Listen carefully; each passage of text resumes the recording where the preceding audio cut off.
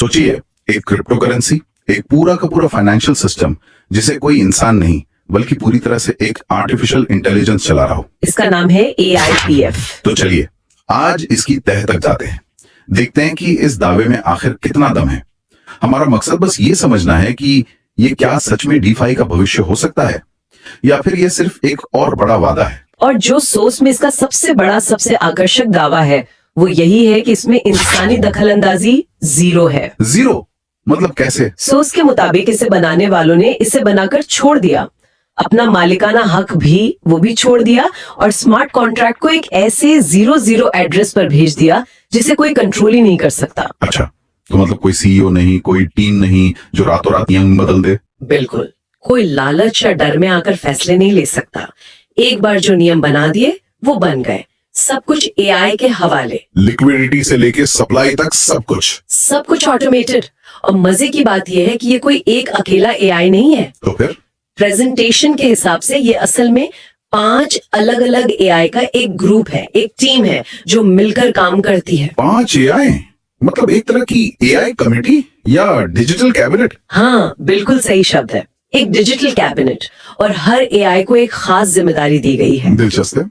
तो इस कैबिनेट में कौन कौन है और किसके पास क्या काम है? तो देखिए, हर AI क्रिप्टो की एक क्लासिक समस्या को सुलझाने के लिए बनाया गया है। ठीक है। जो पहला AI है उसे NE कहते हैं। NE? हाँ, ये एक तरह से सिस्टम का सेंट्रल बैंक है।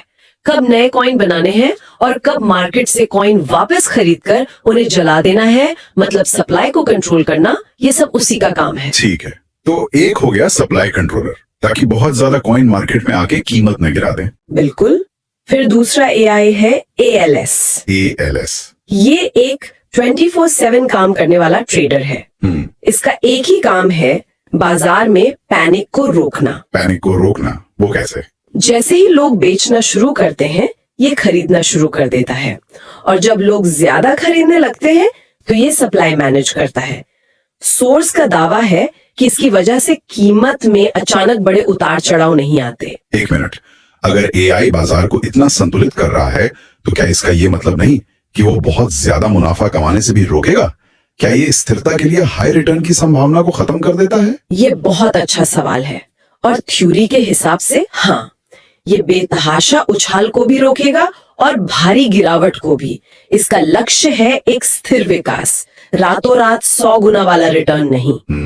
ठीक है, तो 2 AI हो गए, आगे? तीसरा है ARIP, जो एक तरह का रोबो इन्वेस्टर है। जो लोग पैसा लगाते हैं उनके रिवॉर्ड्स को ये अपने आप री इन्वेस्ट करता रहता है, ताकि कंपाउंडिंग का फायदा मिले। जी हाँ। चौथा है SIG, यानी सिस्टम का खजांची। ये प्रोजेक्ट की ट्रेजरी को मैनेज करता है। और पांचवा ALP, हर 12 घंटे में ये हिसाब लगाता है कि अगले साइकिल में कितने नए कॉइन्स बाजार में छोड़े जाएंगे। तो एक सप्लाई कंट्रोलर, दूसरा मार्केट स्टेबलाइजर, तीसरा रोबो इन्वेस्टर, चौथा खजांची। ये वाकई एक पूरी डिजिटल सरकार जैसा लग रहा है ना? तो अब सवाल ये उठता है कि आम इंसान इस सरकार का हिस्सा कैसे बन सकता है?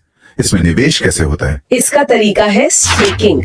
मतलब सोर्स बताता है कि लोग AIPF कॉइन खरीदते हैं और उन्हें सिस्टम में एक तरह से लॉक कर देते हैं, और उस लॉकिंग के बदले रिवॉर्ड मिलता है। हाँ, और रिवॉर्ड इस बात पर निर्भर करता है कि कॉइन कितने समय के लिए लॉक किए गए हैं। मतलब जितना लंबा कमिटमेंट उतना बड़ा फायदा। बिल्कुल। सोर्स के मुताबिक एक फ्लेक्सिबल प्लान है जिसमें आप अपना मूलधन कभी भी निकाल सकते हैं।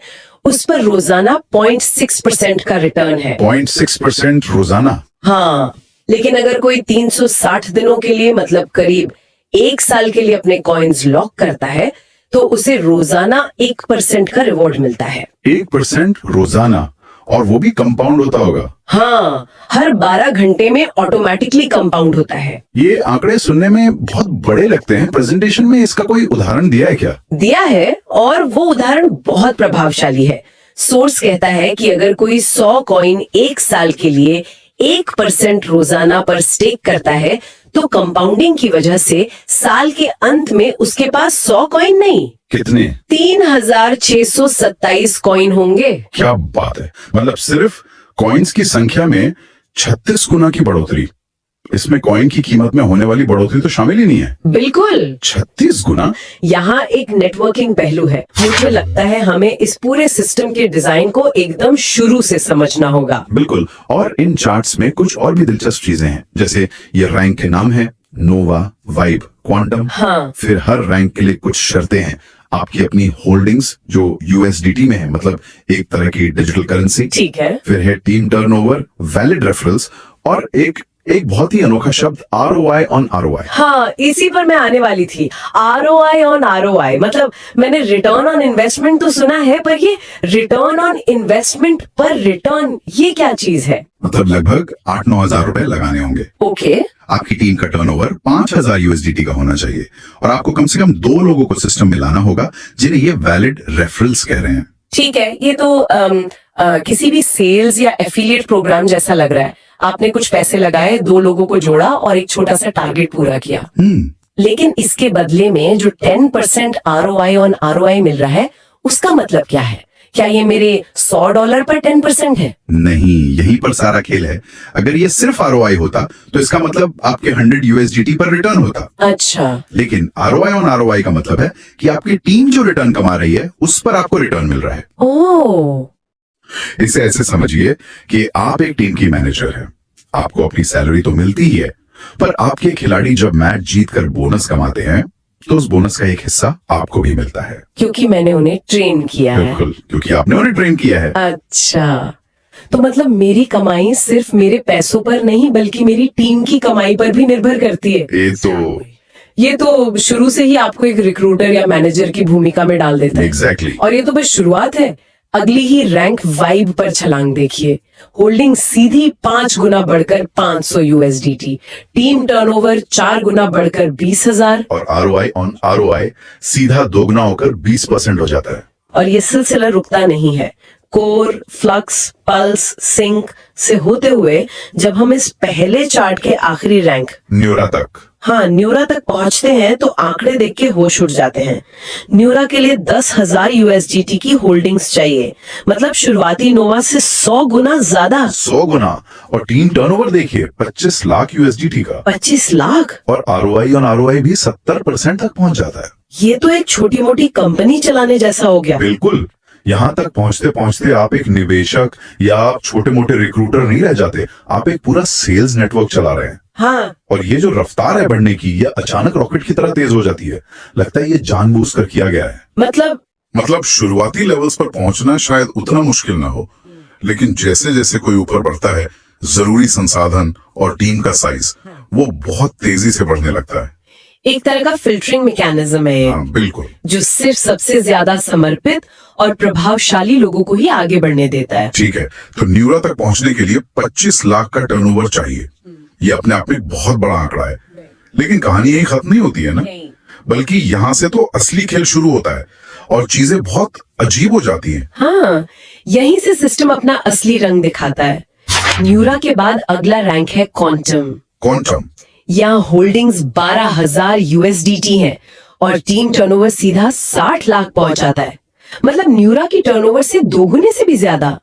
इसे एक वीडियो गेम की तरह सोच सकते हैं क्या? कैसे? जैसे शुरू के लेवल्स में आपको ज्यादा से ज्यादा सिक्के, मतलब टर्नओवर इकट्ठे करने होते हैं, लेकिन आखिरी लेवल्स जीतने के लिए आपको अपनी टीम के 2 और खिलाड़ियों को भी प्रो लेवल पर पहुंचाना होता है। आप अकेले नहीं जीत सकते। बहुत बढ़िया एनालॉजी है, बिल्कुल यही हो रहा है। सिस्टम आपको एक अकेले खिलाड़ी से एक टीम कैप्टन और फिर एक कोच बनने पर मजबूर कर रहा है, और इनाम भी उसी हिसाब से बढ़ता होगा। बिल्कुल। क्वांटम पर जहां ROI ऑन ROI 80% है, वहीं एपेक्स पर ये 150% तक पहुंच जाता है। 150%? हाँ, हर लीडरशिप लेवल पर 10% की सीधी बढ़ोतरी, ये एक बहुत बड़ा प्रोत्साहन है अपनी टीम को आगे बढ़ाने के लिए। ठीक है, तो चलिए अब इन सब टुकड़ों को एक साथ जोड़कर देखते हैं। जब हम इन दोनों चार्ट्स को साथ में देखते हैं तो इस AIPF सिस्टम की पूरी तस्वीर क्या बनती है? ये असल में है क्या? अगर हम इसे पूरी तरह से डीकंस्ट्रक्ट करें तो ये AIPF सिस्टम 3 मुख्य स्तंभों पर खड़ा है। 3 स्तंभ। पहला, व्यक्तिगत निवेश, मतलब पर्सनल स्टेक।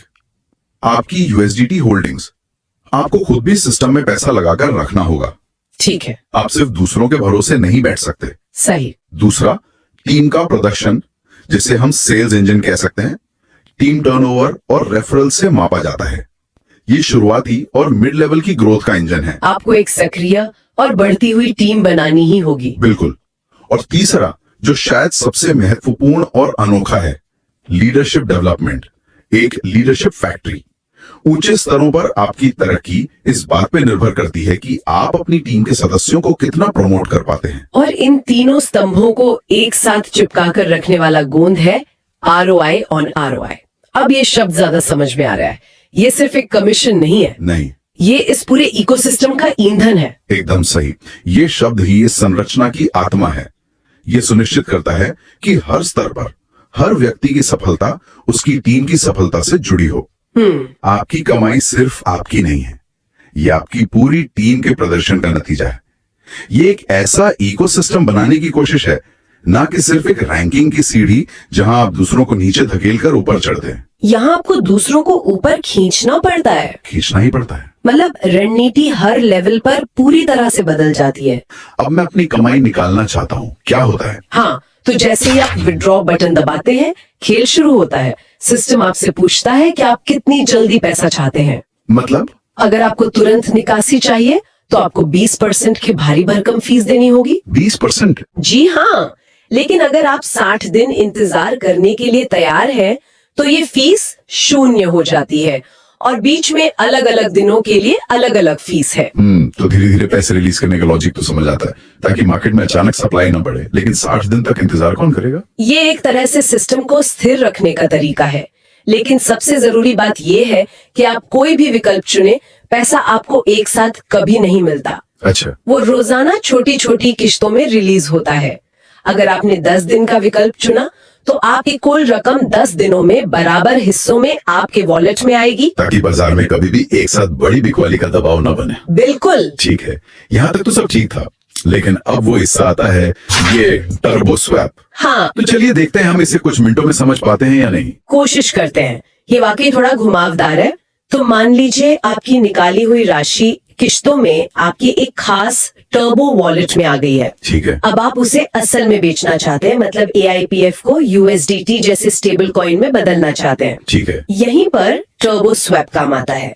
बेचने की प्रक्रिया शुरू करने के लिए सिस्टम एक शर्त रखता है। क्या शर्त? शर्त ये है कि जितने डॉलर के AIPF कॉइन आप बेचना चाहते हैं, उतने ही डॉलर के USDT आपके बाहरी वॉलेट जैसे ट्रस्ट वॉलेट या मेटामास्क में पहले से होने चाहिए। एक मिनट, क्या अगर मुझे $100 के AIPF बेचने हैं तो मेरे वॉलेट में पहले से 100 USDT होने चाहिए?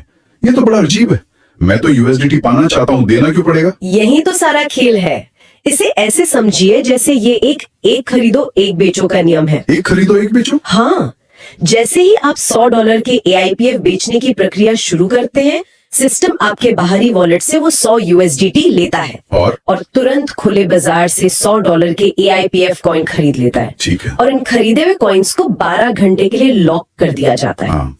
और सिर्फ इस खरीद के पूरे होने के बाद ही आपके वो मूल $100 के AIPF, जिन्हें आप शुरू से बेचना चाहते थे, अब बिकने के लिए रिलीज होते हैं। अरे बाप रे। सोर्स ने डेक्स स्कैनर और डेक्स टूल्स जैसे प्लेटफॉर्म्स का हवाला दिया है। दावे के मुताबिक 100% लिक्विडिटी लॉक्ड है, जिसका मतलब है कि डेवलपर्स पैसा लेके भाग नहीं सकते। ये तो अच्छी बात है। और कॉन्ट्रैक्ट मिंटेबल नहीं है, यानी कोई अपनी मर्जी से नए कॉइन बनाकर सिस्टम में नहीं डाल सकता और कोई छिपा हुआ मालिक भी नहीं है। तो इस पूरी चर्चा को अगर हम समेटें, हमने AIPF नाम के एक प्रोजेक्ट की गहराई से पड़ताल की, जो पूरी तरह से AI द्वारा चलाए जाने वाले एक DeFi इकोसिस्टम का वादा करता है। और इसमें स्थिरता और विकास के लिए बहुत जटिल और अनोखे तंत्र बनाए गए हैं।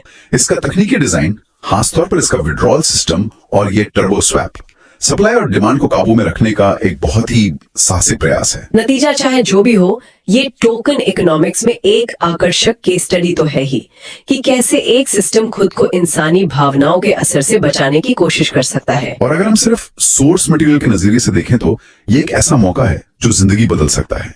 क्रिप्टो की अगली बड़ी क्रांति। हाँ, जो अपने शुरुआती निवेशकों को माला माल कर सकती है। अंत में इस प्रोजेक्ट का पूरा आधार इस एक विचार पर टिका है कि एक परफेक्ट तरीके से डिजाइन किया गया ऑटोमेटेड AI एल्गोरिथम एक स्थायी और लगातार बढ़ने वाला वित्तीय सिस्टम बना सकता है। क्योंकि उसमें से इंसानी भावनाओं की खामियों जैसे लालच और डर को निकाल दिया गया है। लेकिन यहाँ एक बड़ा सवाल सोचने के लिए रह जाता है। क्या होता है जब इंसान जो भारी रिटर्न कमाने की इच्छा से भरे हुए हैं इस परफेक्ट सिस्टम के साथ इंटरेक्ट करते हैं? क्या कोई भी एल्गोरिथम, चाहे वो कितना भी इंटेलिजेंट क्यों ना हो, सच में इंसानी लालच और घबराहट की अप्रत्याशितता का हिसाब रख सकता है? खासकर तब जब पूरी दुनिया का असली पैसा दांव पर लगा हो।